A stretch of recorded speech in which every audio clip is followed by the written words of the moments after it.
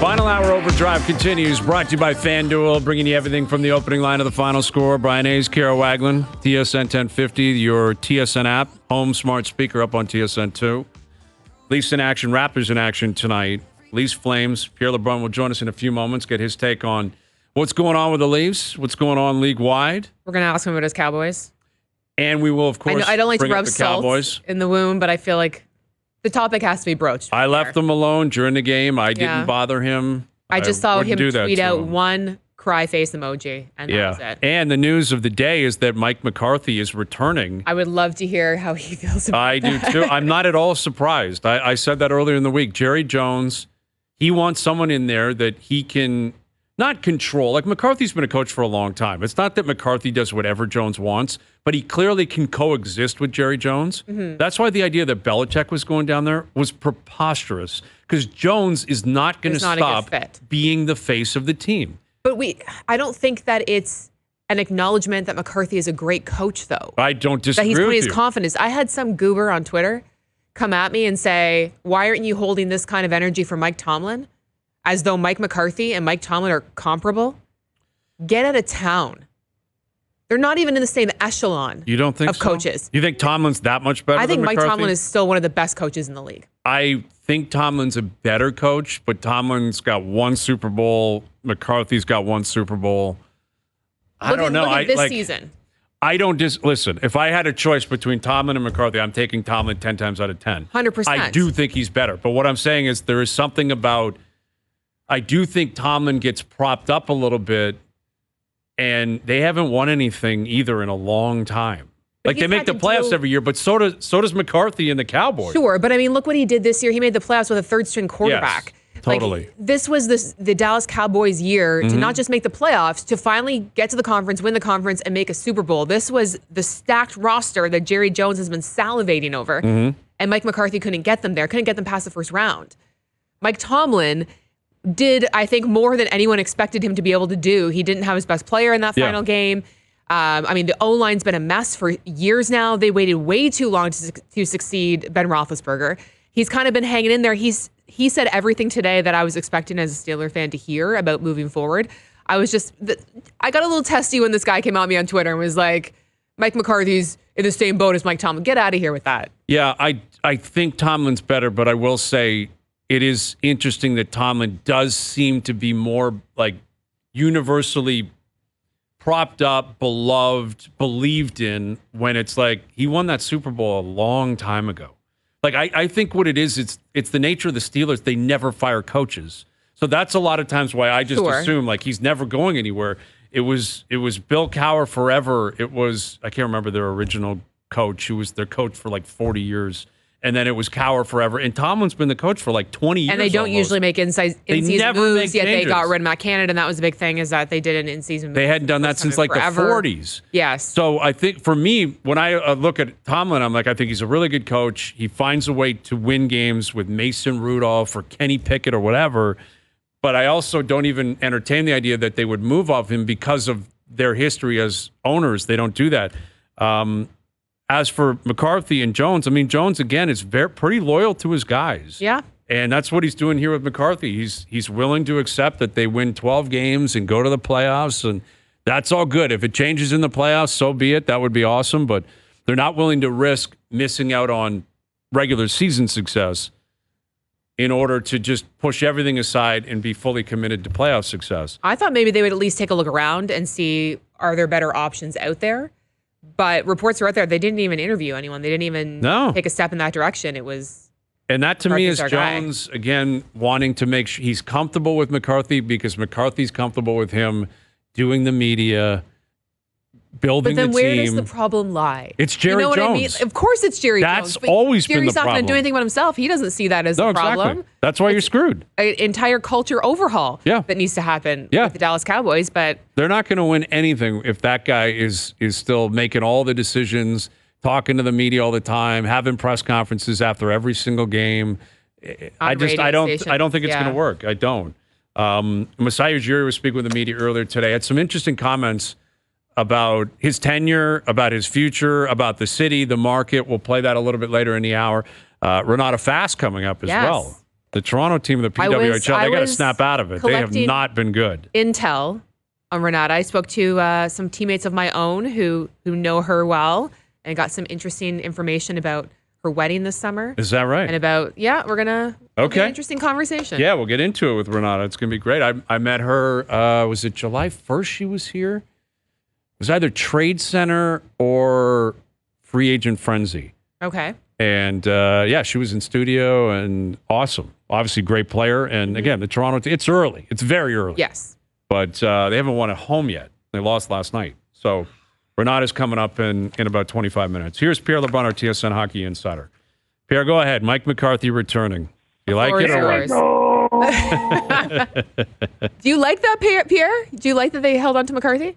I'm fine. I don't love it, but I'm fine with it. Listen, I mean, I think because what I do for a living, I view things differently than if I was just a fan, in the sense that I can separate the emotion that I felt Sunday, where I didn't want to leave my home office, and looking at it in bigger picture. And the bigger picture is that the guys coached them the 3 consecutive 12-win seasons. I mean, who gets fired after that? like I think, this obviously Belichick is there.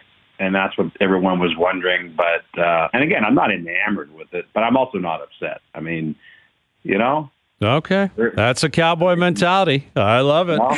I mean, it is what it is. Yeah. And by the way, so many people came at me Sunday and Monday, and I don't know what it says about me, but I almost love this just as much as winning. I love when everyone gives up and everyone's off the wagon. Mm-hmm. Bring it in. Right into my veins. You're a very interesting Cowboy fan. I've spoken to so many Cowboy fans in the newsroom, and no one is taking that angle. And it's interesting because a lot of people are likening the Dallas Cowboys to the Toronto Maple Leafs. Are they? Of the NFL, saying great regular season team, can't get it done in the playoffs. And bring everyone back, right? That's it. Yeah, why criticize the playoffs? There's a lot of similarities. Yeah, that's it.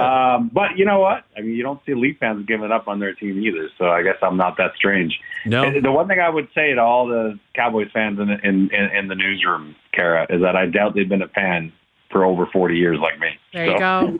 The ride or die.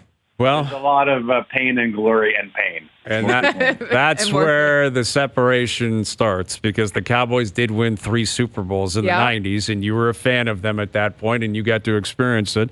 Where if you've been a fan of the Leafs for the past 40 years, that's just simply not been the case. And, they've lost 3 games in a row in regulation, 4 in a row. We know they're blowing leads. Where are you at? Like, how would you describe the temperature? Like, I'm sure you're fielding calls, you're making calls. Sure, the Leafs come up. Like, everyone's probably asking you, like, what is the temperature around the team? The temperature for change, the element of panic around the Leafs. Like, how would you describe that? I would say that the fans have gotten there in terms of panic and anger way ahead of management, right? Which is not abnormal. Mm-hmm. Especially when there's a new GM running the team. I think his patience is at a better place than most Leaf fans. But I get it. And, MJ said this on our podcast this week, but, the Sheldon Keefe alarm from the fan base has got to be a lot more about the accumulation of the last 5-6 years than what's truly happening in the moment. Mm-hmm. There's no question about that, right? And you get it. You understand. I mean, I'm in a rink every night with my kids, and I get approached by Leaf fans, and you can hear it in their voice. It's not just about right now. It's just like an accumulation of, come on, is this happening again? They are who they are. They're going to make the playoffs. They have flaws. Brad Treliving has been working the phones, absolutely, from talking to other teams. Wants to upgrade the blue line. It'll happen before March 8th. Not a lot of trades of late, as you've seen, because a lot of teams have had their pro scouting meetings where they set up for the trade deadline. January is really the month for that. And what you hear when you talk to a lot of front offices is how they've retreated for a moment to sort of come up with their game plan for March 8th. But, this isn't right now as formidable a Leafs team as they were a year ago. A year ago, despite their playoff demons, most people picked them to beat Tampa, right? Mm-hmm. I mean, do you agree with that in the first round? Yeah, for the most part, yeah. if the playoffs, well, now actually they're in a wild card spot, but a couple of days ago when I made this argument, if they finish in the 3 slot, which I think they still will ahead of Detroit, they would play at Florida to start the playoffs. And I don't know how many people would pick them. So it doesn't feel as formidable as it did a year ago. Yeah, and everyone's trying to figure out who's responsible for that. Yeah. Is it Brad Treliving? Is it Kyle Dubas? Is it the players? Shanahan, Keefe? I don't know where you stand on that, Pierre. Is it a collection of all of it? Like, how did they get to this point then? Yeah, I think you have to spread some blame around. I also, again, you know me, I'm not an alarmist. I do think this team's going to play better, including starting with the win tonight in Calgary. But I will say this, and I think, Bryan, I've made this point before on your show, but the one of the real, we'll look back in 10 years, I think, and mention this, but one of the real damaging aspects of the Dubas-Shanahan divorce was the actual timing of it. Because the last thing we ever heard Kyle Dubas say as Leafs GM is maybe it's time to look at the core 4. It was quite a quote. That was the headline quote of the day, right? Mm-hmm. He finally had gotten himself to a point publicly where he was saying, "Oh, maybe I got to look at this." There's no way Brad Treliving can come in 3 weeks on the job and blow up the core 4. Come on, there's not a single GM in the league that would do that. Now, this is where, and I think you've said this before, maybe that's where, if you're Shanahan as team president, maybe you have to enforce that in that moment in time last summer, right? That Marner's no trade is about to kick in. You want to extend Nylander. Obviously, you got to extend Matthews. Last summer was a big moment, not just because of the Dubas-Shanahan divorce, but because you're either back in with bringing the band back or someone gets moved. But now it's harder. It's harder because you can't move Nylander or Marner. Of course, you're not going to move Nylander now, but I'm just saying everyone is armed with no trade clauses now. Yeah. You're really locked in, and who knows? If the Leafs, have another short playoff, and the Marner negotiations get off to a rocky start this summer, he can extend 1 year out. Maybe he's the one who says, maybe I'm ready to go. I'm not saying that's going to happen, but you have to mention it's a possibility, right? But even if that happens, it's not like the Leafs could do what they wanted to maximize the asset value because he would dictate what happens there. It's kind of like Matthew Tkachuk saying, "Here's 5 teams to Calgary," and all the 5 teams are places where he, of course, he would like to go, including Florida. And in that scenario, Marner would give a list of teams, but it wouldn't be a place of leverage and a maximum value for the Leafs as a management group. So the best case scenario for Leafs fans is that this group figures it out, honestly. We were talking silver lining earlier with Bruce Boudreau, and he had me willing to, this adversity that this young team is facing right now could pay dividends later, and I was feeling really good. You kind of brought me down to earth there a little bit, Pierre, I'm going to be honest. But heading into, Hayes and I have talked about the game in Calgary tonight. We both think the Leafs are on top for a win here, and it would be great if they could turn things around for more than just one game. But when you look at the stretch of schedule they have coming their way, they got on the road, obviously tonight in Calgary, Vancouver, Seattle, a home and home with Winnipeg, and then the Islanders and Dallas. What would be a success for them over this stretch? I don't see them winning a ton of games in that stretch. I'm not so sure. I actually think you guys can radio me next week or the week after. I bet you they come out of this now and actually go on a run. And the reason I say that is I actually think they can feel it. They know they've been pushed in a corner here. And actually, I usually have more faith in the regular season Leafs against good teams than I do against mediocre teams, to be quite honest, in terms of their attention span and their willingness to compete. So I actually think we're going to feel differently about them in a week or two. Yeah, I think it'll say a lot tonight if they don't come out flying. I really, this feels like a big game because Calgary's been playing better and they're a good team, not a great team, but the Leafs are, they're losing games, trying to convince themselves in the world that they're playing great and they feel good about where they're at. You come out and you're flat tonight and you get smoked. That's really a bad look. Really a tough explanation. But conversely, they come out flying, and it's obviously all good. So, you got a lot of action in the NHL tonight, including Colorado and Boston tonight, Pierre. And You know, we saw Nathan McKinnon roll through town earlier this week. He did his Eastern Canadian trip where he lit up Toronto, he lit up Ottawa, a bit of a hiccup in Montreal. The Habs been a lot better recently too, like a lot better. And you know, Slavkovsky, he scored again last night. He's starting to pick it up. But in terms of McKinnon, we're all kind of moving in that direction where it feels like it's hard or bust for him, and he's certainly in the driver's seat. Is that where you stand on what you've seen out of Nate McKinnon this year? Yeah, during the holidays, I did my picks for the awards at that point. We were about 40% into the season at that point, and I had McKinnon as my Hart pick. And it wasn't easy. There's a lot of compelling cases, and he's still my pick, by the way. And part of it too is that even though he's got Cale Makar on his team and other great players like Ranata, and I think that Colorado team is not quite as deep as the team that won the Cup. And I think he's really put that team on his shoulders so far this year.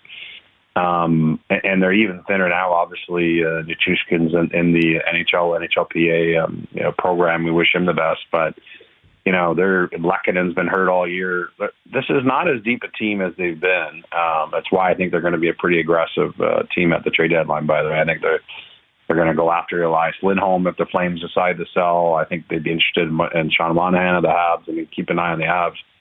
But McKinnon, to me, is the guy right now in terms of the Hart Trophy. And, again, there's so many good cases. I mean, you could certainly talk about Pettersson in Vancouver, and you could talk Sidney Crosby at his age. If he gets Pittsburgh in the playoffs, watch out for that Hart vote. That should be him. It probably should be at that point with how well he's playing. That's actually the definition of the award. Right? Mm-hmm. It's not always about who the best player in the league is. It shouldn't be anyway, but it's MVP. But right now, for me, it's McKinnon, no question. Yeah, I mean, listen, he's got 72 points. Like, I'm looking it up. Sid's been great. Sid's got 46. He's way behind him in terms of points. Bit of a gap there. But Pittsburgh has their issues. They may be active at the deadline if Sid keeps chugging, and he's got 26 goals on the year, which is incredible in and of itself. I mentioned Montreal, Slavkovsky. They've had that Suzuki, Gallagher, Slavkovsky thing going, and he's been playing big minutes. He's been producing. Montreal fans, I think, are starting to come around and realized it was going to be a project and it might take some time, but really seems to be moving in a better direction. And the Habs are keeping their head above water. What do you anticipate happening with them between now and the deadline? And what is their timeline in terms of when they think they can start to really compete again?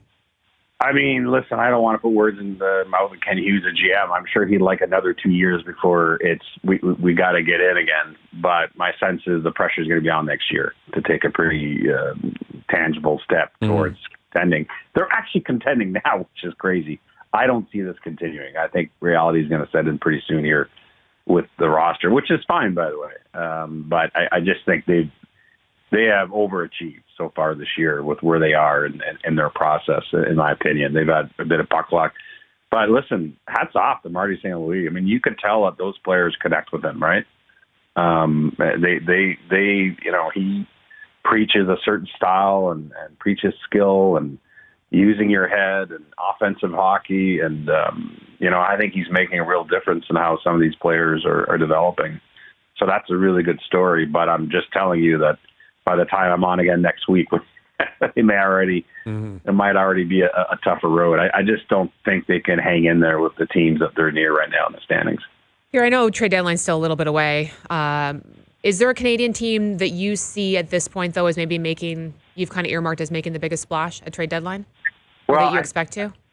Yeah, I mean, Kara, the team that's under the radar that way, I think, is Winnipeg, because I think they're poised. Now, the thing is, Kevin Cheveldayoff has always been measured in the way that he approaches the deadline. But, Niederreiter last year was a nice addition, by the way, under the radar, not very splashy. But, they're in a good position. Their cap is in good shape, and they have good contracts. I mean, they can add, and they're having a fantastic year. And I feel like that's the team that gets mentioned the least in terms of having the potential to do something before the deadline. And again, it might be because Cheveldayoff's track record is a bit more cautious, not as splashy.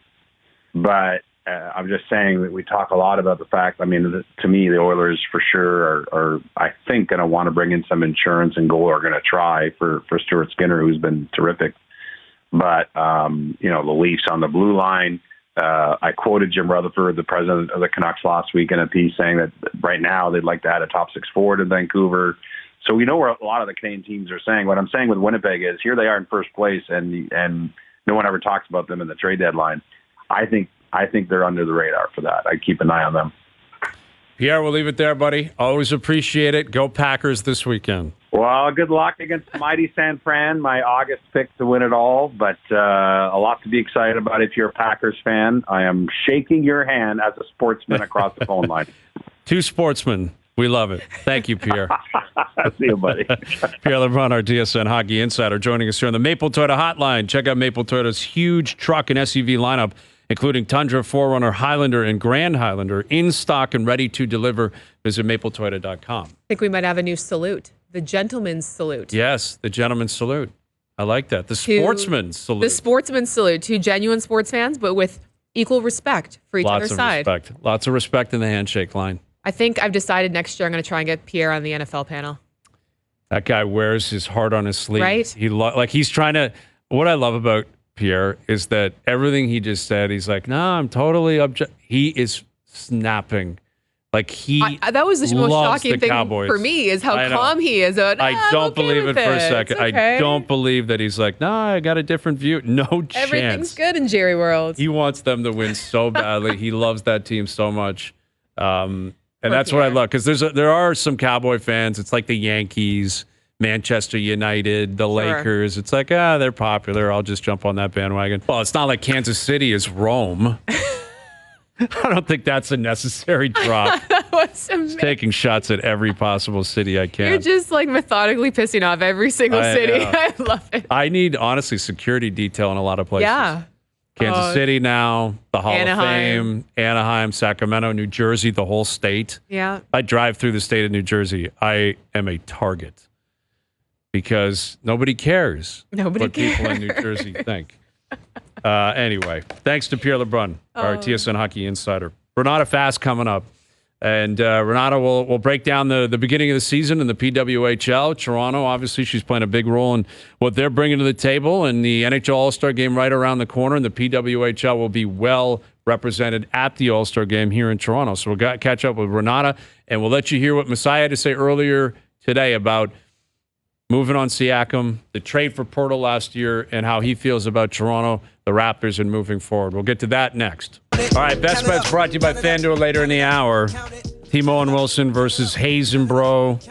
Picks came in last hour. You can find it all online. FanDuel Sportsbook app. Hayes and Bro. We're on the Bucks plus 6.5, Chiefs plus 2.5. Owen Wilson, Texans plus 9.5, Niners laying 9.5. Are you feeling confident? I feel AB's very not good. Here now. It's just you and I. I feel very good. Feel good? I feel very good. All I right. think the dogs are going to be barking this weekend, and I like it. Masai Ujiri spoke with the media for a long time today, and very emotional, like really emotional, especially about like trading Siakam, which I think in a perfect world he'd love to keep Pascal. Obviously, like he's such a connection with the fans, such a connection with the front office. He's been a great Raptor. He's been a champion here. They plucked him from where no one really knew who he was and developed him. Exactly. And in perfect world, you just keep being a very good competitive team and you keep good players. But that's the job. And Masai gets it. He's been doing it a long time. He knows it. It was time to move on. Siakam, I think, would be a really good fit in Indiana. I think it'd be a great fit in Indiana. I think the Pacers are looking good. They got to defend. They score at a ridiculous Their offense rate. is insane. It's crazy, and Pascal is going to fit in beautifully on that. I agree, though. Like Indiana, they can make some real noise. And if he signs long-term, and him and Halliburton. And apparently he's already said he's open to that. All right, well, there you go. But, Masai's been here for a long time. Mm-hmm. And we're talking earlier in the week and last week with Keith Pelly coming on, a new president and CEO of Maple Leaf Sports and Entertainment. Anything is possible. Like ultimately, the owners make the decisions. Rogers, Bell, Tannenbaum. There's a new pension plan that's in, I guess, but they've got a minority vote. I'm not sure that they actually have the power to do anything.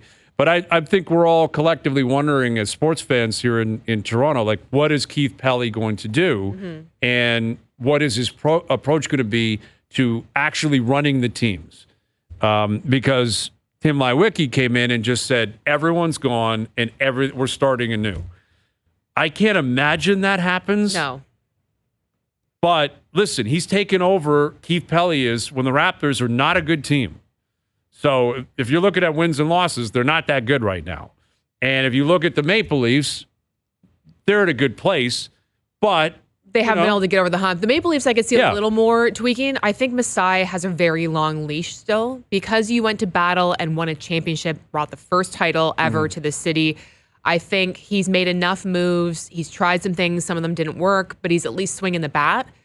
I think he's got a long leash. Maybe if we're in a similar position, like clearly took a step back this year, going back into a bit of a rebuild from where we were a couple years ago. I think in a couple years, if they still haven't made some serious headway in the playoffs, then maybe. But I don't see Masai going anywhere. Or having to answer really to anyone. Well, I mean, you have bosses. You always have to answer to people. You're not entitled to a job for life because you won a championship. But as far as autonomy goes, I think Masai has a lot of autonomy. I agree, and I think he should. Yeah. I'm not saying Keith Pelly's coming in saying, what are we doing with Scotty Barnes and why, Darko, show me your playbook. I mean, I'm not saying that that's going to happen.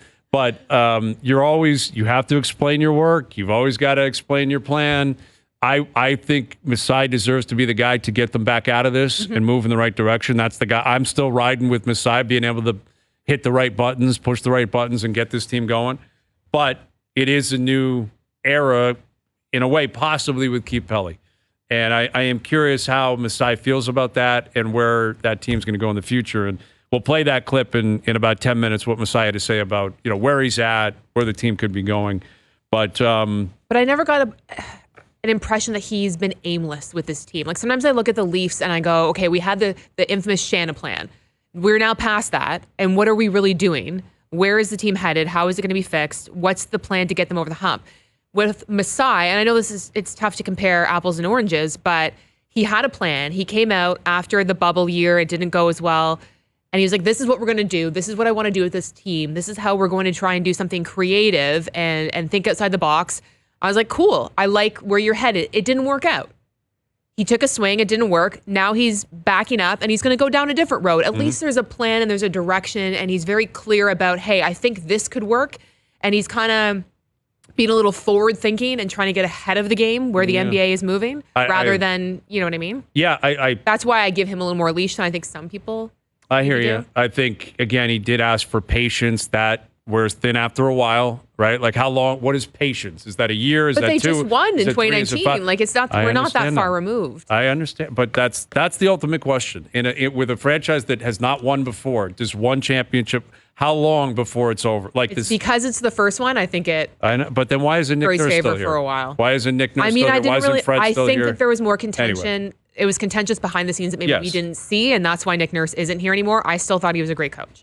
He is a great coach. There's no question, and I think Nick's very happy down in Philly. Yeah. So yeah, we'll see. All right, we'll play that clip in a bit. The PWHL is off to I think as good of a start as you could possibly ask for. I mean, the games have been great. The buildings have been packed.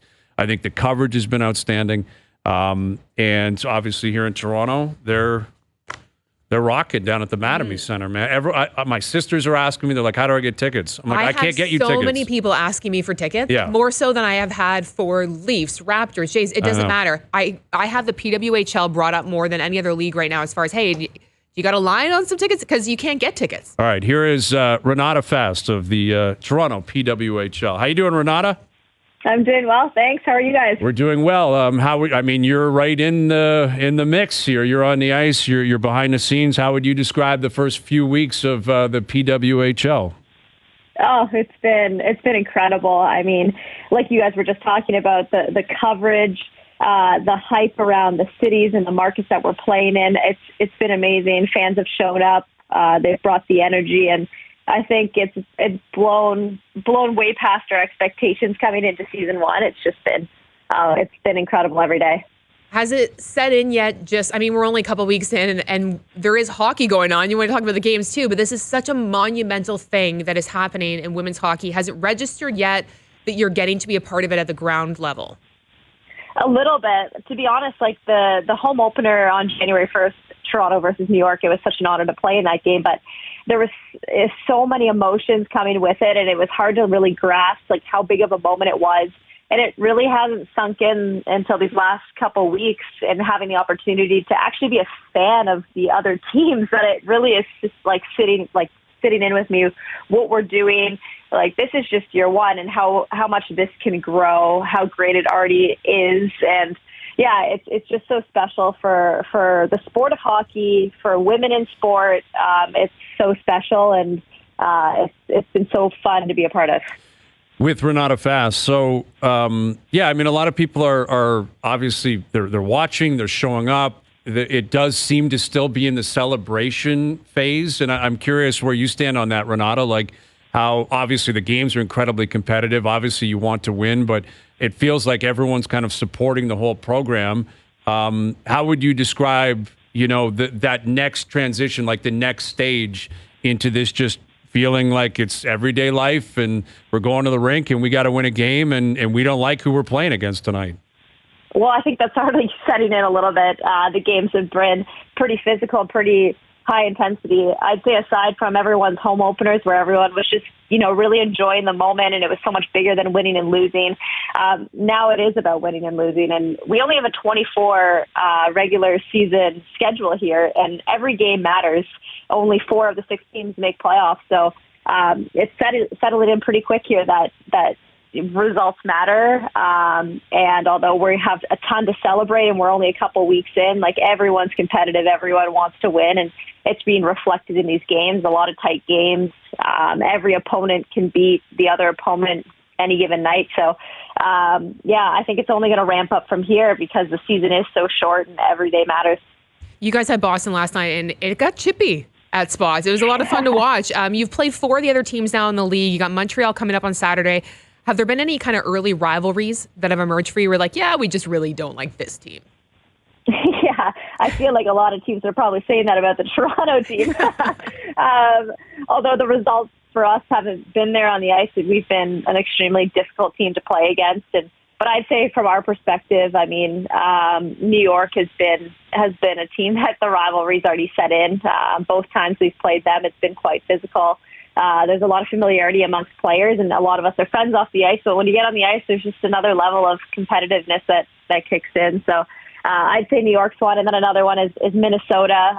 They're heavily American. We're heavily Canadian on our team.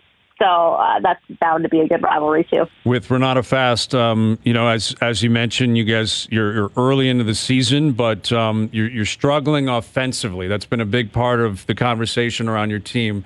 Obviously, I'm sure that's a focal point. But what has been the issue in that area so far, and how do you break out of the offensive issues that have plagued you early in the season? Yeah, it's actually been a little bit shocking given you look at our roster and we're highly skilled. Like, we have players who have played, Olympic finals and set records, and scoring hasn't been an issue for a lot of players on our team. But that's just something that we have to deal with, a little bit of adversity early on in the season, and I'd rather, work through it now rather than later in the season. But I think we were just getting a little bit too perimeter with our play. We weren't finding ways to get to the inside of the ice, make dangerous plays, pick up rebounds, get screens in front of the net. So although, we were maintaining possession for a lot of our games, we just weren't capitalizing and getting grade A chances, and maybe being a little bit too soft on the defensive side, allowing other teams to get inside and get good scoring positions. So, we have a great staff who is pretty offensive minded, and we've been working with them of how we can generate more opportunities. But that's what it is. I mean, I'm not nervous about it. I think the personnel we have in the locker room, it's only about time that it's going to click together, and then we'll just be off and running from there. We don't have names or mascots yet for the teams. I think that's coming, I've heard, next year, or it is coming soon. Has there been any talk in the dressing room, kind of among the players, any ideas being thrown out as to what you'd love to see your team named? It's so funny. Like, when you really think about it, it's so challenging to name a team. Like, there's so much that goes into it. I actually think, like, Toronto Torch was something that was thrown around early on, and I know there was reports that the league might have put in a patent for that name, and who knows if that's what it will be. But it's actually grown on us a little bit. We don't mind that. There's a lot of, like, different meaning we can have behind it, like a torch, kind of a lighting a path as the first professional women's sports team in the city. I'm sure there'll be more to come, but yeah, there hasn't been too much talk about it because it is really difficult. And I think whatever name we do set on, like it just takes time to get used to, and then it becomes normal and you just get used to it. So we'll see when that comes into play. It'll be exciting for the fans and for us to get around kind of what the franchise will look like, and that's definitely the next step from a branding standpoint. With Ranata Fast of Toronto PWHL, so a lot has been made of after the game, the handshake line. And I know you don't represent the whole league or the whole Players Association, but I'm wondering if you can take us through, the thought process there, the importance of that, why it appears to be a part of the program and will continue to be moving forward. Yeah, I was actually surprised when I heard that. I think it was the New York and Montreal game where New York didn't go through the handshake line at the end of the game. And I know they don't do it, in the NHL and some other leagues, they don't do the handshake line, but it's been something in a women's game for a long time. And I think there's an element of respect when you finish a game, and doesn't matter, the results and the physicality of it, that you can, look each other in the eye and acknowledge one another. And I think it's an area in our game that it's easy to do, and I think it's impactful, meaningful. It just shows we're pretty united, even though we all want to win. Like at the end of the day, like we're in to grow this sport together, and that's a part of it. One of the things that I've enjoyed the most about watching the PWHL, Ranata, is everyone's stories and the pictures that you're seeing pop up on Twitter of these young girls with their signs, and girls are players too. And you see people on Twitter talking about the 5-year-old in their house who refuses to go to sleep until she's watched the game. And the number of times you hear, she's good, or, oh, I like her, she's my favorite player. Do you have a story yet that's kind of warmed your heart a little bit of an impact that you've seen the league already make in just a couple weeks in? Yeah, it's funny. Like sometimes in warm-up I don't look around a whole lot, but actually in last night's game during warm-up I was really looking around, and I was like, there are so many signs in the stands right now of young girls, young boys with messages to different players, to the team, to the league, and it's really cool to see. And I think one that I saw last night was one we've seen a couple times, but it was just kind of like, thank you for fighting for my dream. And it kind of gave me shivers down my spine in warm up. And I'm like, wow, it's actually pretty crazy that, this was our third home game. And we have like young players, boys or girls, that can come to this game on a regular basis throughout the year and watch us and be inspired to one day play professional. Like it's pretty cool to just see the impact. I know I didn't have it as a young player, and I know it's talked about a lot, the impact of the next generation, but it is pretty cool when you see it, and you see all the minor hockey jerseys in the stands. Last night I played for the Burlington Barracudas. I saw some girls with Burlington Barracudas jerseys on in the stands, and just knowing that now they can look beyond just the Olympics, there's even more avenues for them to continue to play. So yeah, just it's pretty cool to see. That's awesome stuff to see. Leading up to this interview, I called a couple teammates of mine who know you and asked a couple questions. And we were just talking, Hayes and I, heading into the segment, that it's so difficult to find tickets to a PWHL game right now. I'm told you have a program to get PWHL tickets out to fans because they are so hard to come by. Can you tell me a little bit about what you're doing? Yeah, for sure. Well, it's funny when we heard we were playing out of Matamay, and just knowing the size of it, and figured that there's probably going to be a lot of interest in our games. My agent and I were talking, like, how can we make an impact? And we decided to buy 4 season tickets for the year and give them out each game to different organizations that mean something to me, and be able to meet up with these individuals that get the tickets at the end of the game, sign a couple autographs, say hello, and hopefully make a really great night for them. So we've already been able to, for the home opener, we had 4 girls between the ages of, 14 to 18 from the Black Girls Hockey Club who came out. They're all hockey players at high levels. They wouldn't have been able to get these tickets, and we were able to give them those tickets for them to enjoy the game. And then we've partnered up with MLSE Launchpad for some of their people in the program to be able to enjoy the game. So it's a great avenue. It's really hard to get tickets. There could even be some financial barriers. So we're just looking at ways that we can get some people who might not have the ability to get in the building and enjoy the experience, because it's been pretty special for everyone to be a part of it. with Ranata Fast. And the NHL All-Star Game right around the corner, right here in Toronto. And obviously the PWHL is going to have the 3-on-3 showcase. You've got your team. You know who you're playing for. Like, how exciting is this event going to be in a few weeks? Oh, I can't wait.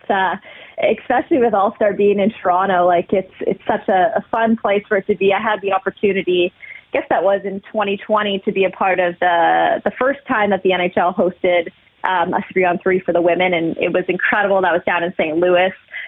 Just such an incredible opportunity to play in front of that fan base of the NHL, bring our game into a new market. But Toronto's a little bit different. I mean, like, it's the hockey hotbed. The All-Star Game hasn't been here in a long time, and we're thrilled for the women's game to play a part in the weekend. There's going to be a lot of eyes, a lot of people in the city, and the fact that we can represent our league, continue to kind of grow it alongside our NHL counterparts is exciting, and that 3-on-3 game, it's going to be fun. There's a lot of talent amongst those two rosters, so it'll be great play. Well, good luck the rest of the way. I'm sure we'll catch up long before the end of the season. Really appreciate you doing this. Thank you, Ranata. Thank you. Thanks for having me. You got it. Ranata Fast of the Toronto PWHL. I like the Toronto torch. I like the dig torch. That, if that that's would where work. It ends up going. Yeah, sure. There's a lot you can do with that. I feel like the swag, the jerseys and stuff would be pretty fire. Yeah, they got to get on that. Like I know you wanted to get up. You walk and before playing, you run, but yes. You got to, exactly. And you're talking players that wanted to play. They didn't want to wait even longer to get the league up and running. And I think the response has been incredibly positive. I can't imagine a better start in terms of creating buzz. So obviously the buzz is there with or without, the team name and the swag and the merchandise and, I'd rather all them that. Take some time, like rather than just make a snap decision and pick a bunch of team names and then they end up being awful. Right, like if this league's going to be around for the next 200 years or whatever, you got to get it right. Yes. So I'm sure that is, a high priority for them. But it also might work, and I don't think this was their plan necessarily, but that second wave of hype can kind of come with that in promotion, where once you announce it and then all of a sudden you've got the apparel, like that stuff might fly off the shelves, where right now it's like tickets. I got to see it. I got to watch it. What are they doing? That next wave could be during the off season, like, all right, here we go. Here's an explosion of content. Yeah, and now you have it branded with a name. That could be actually really, really beneficial. So yeah, thanks again to Ranata Fast. All right, we'll come back with our best bets brought to you by FanDuel. Leafs in action, Raptors in action tonight. OverDrive continues. TSN 1050 and on TSN 2. All right, today's best bets are powered by FanDuel. Make your picks and assemble a same-game parlay in seconds on the FanDuel Sportsbook app. On Thursdays, we make same-game parlays for football games. All right, Kara, so I'm looking at the Lions game. Okay. Al's brother and I, we do like the Bucks to cover, but I like the Lions to win on the money line. Okay. I think this is Lions by a field goal, maybe Lions by 2 field goals, but we just locked in the spread on FanDuel. Bucks getting 6.5.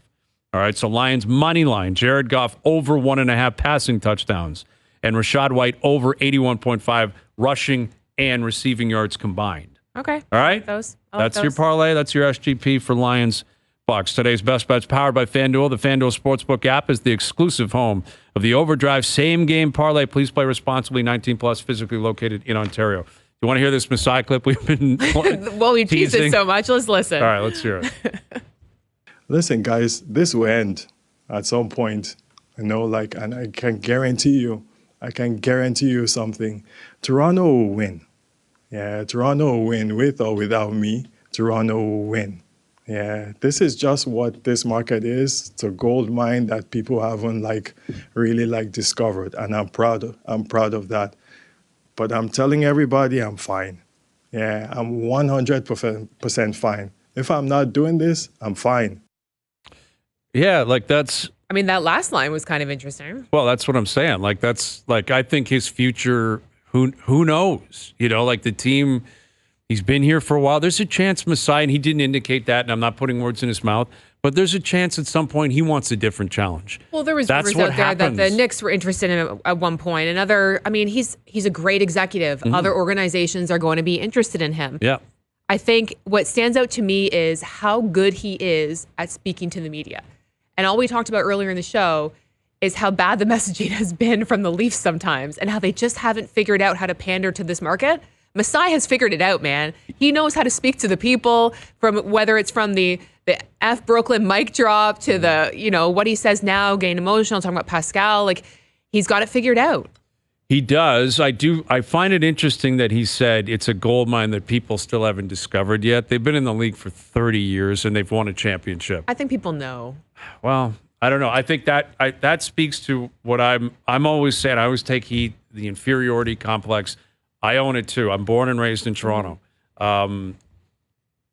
That's what we're always trying to break down is like, we want to get close to where Boston is and the Lakers and, Chicago and Miami. And I don't think it's a secret, though, anymore. You hear clips of guys online. The other day, they were quizzing the Celtics. Is Toronto a top 5 team to travel to on their own? And the one guy's like top 2. Yeah. Like, players in the league know. Travel to. Kara. Very operative words. Fair. Like that, I agree with you. They love coming up and partying. The city, though. I think Miami that comes down did that to taxes 2 nights ago. And other things like that. I know, but border stuff. I'm just saying. I'm not. I'm Not being as a little bit comfy. cynical, but I'm saying they've been in the league for 30 years, and Masai's been here a long time and won, and he's like, it's a hidden gem, and it's like that's kind of what we're trying to break down at some point. All right. But anyway. Kara, it's always great seeing you. Thanks for having me. It's We great finished to be on here. a positive and on a high note. There's It's been Kara a roller Wagland. coaster It today. really has been. Thanks to everyone behind the scenes for helping out. We appreciate it. Everyone for tuning in today, radio, TV, podcast, web. We appreciate that. We're out of here. Enjoy your evenings. Enjoy the games tonight. We're back tomorrow at 4 p.m. We'll chat then.